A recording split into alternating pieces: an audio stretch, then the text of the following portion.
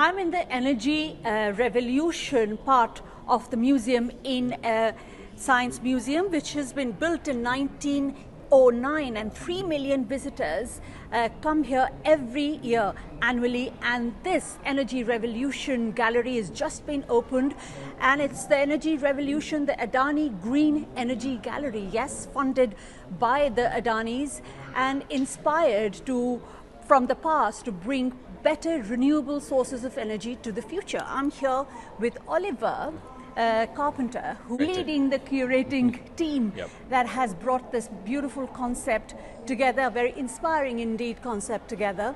Thank you very much for your time, Oliver. How long has it taken you, and tell me your favorite bit?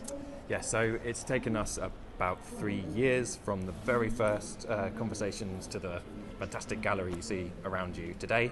And yeah, my favorite piece, well, it's hard to name your favorite because there's so many, but there's some great stories around keeping cool in hotter climates. There's a passive air cooling building facade, which is a stunning thing to behold and stand up close and appreciate. Yes, indeed, brought up by an Indian architect. We'll try and go as far as we can. Tell me, how much of funding has gone into it, and if the man himself has been involved in curating this, because he comes from a science background itself, Gautam Adani. Yeah, so the Adani Green Energy funded this gallery entirely. They are the sponsor, and the Science Museum had a complete editorial control over all the stories. So yeah, it was completely our stories that we were telling in the gallery, funded by the Adani Green Energy. What were the numbers? Do you have any numbers of how much it costed? You know, it took you 3 years to bring this all together, and how long will all this last? Yes, so it was a significant sum. I don't have the figure on me, but yeah, we're hoping this gallery will last a test of time for 10 years, so it will inspire, hopefully, millions of people from around the world. We get a lot of international visitors to the Science Museum in London, as well as people from the UK for years or decades to come. What is it that you're trying to tell the world and inspire them through this, and what is the philosophy behind this gallery? Essentially, it's that we're trying to avoid the worst impacts of climate change, and so one of the ways of hoping to move towards a sustainable future is with low carbon energy. So supplies of electricity from low carbon sources, and then using energy in low carbon ways. And there were some protests though when the gallery was opening as well, isn't it? Indeed, yes. Yeah, but we're really keen that people come and see the gallery for themselves, yes, and read and understand the stories that we're trying to tell, and this is the gallery for all visitors.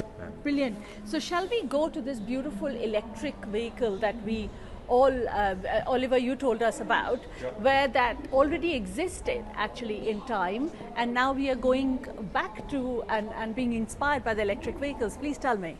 Yes, so this is an electric vehicle. It's a taxi cab that was driving around the streets of London in 1897, so over 100 years ago, it was doing a great job of moving its fare-paying passengers around with electricity. And then what happened? Indeed, well, yes, it was a path not taken, and it would be interesting if this continued on a trajectory throughout the 20th century. But I think it's fascinating that now there are many more electric vehicles and taxis in London's roads today, and for the future, we'll see what the future holds, but potentially more electric vehicles coming onto our streets.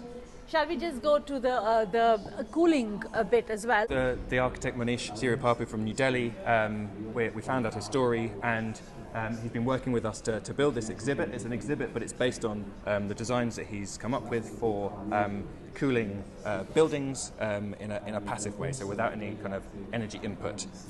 So water would trickle down these lovely pots, and the heat would be taken out as the air flowed through the pots, so a cooled air would enter a building or provide a nice shading to a structure to help keep it cool in a passive, no energy input way. If you were to describe this gallery in, let's say, a line for the people, or your tagline for people, say, why should they come in to this gallery and what is it that they're going to get?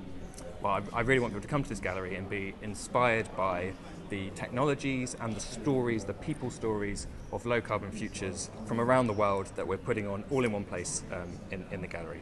Brilliant. Thank you very, very much. The opening of the Adani Green Energy Gallery here in Science Museum, London came with its own share of protests.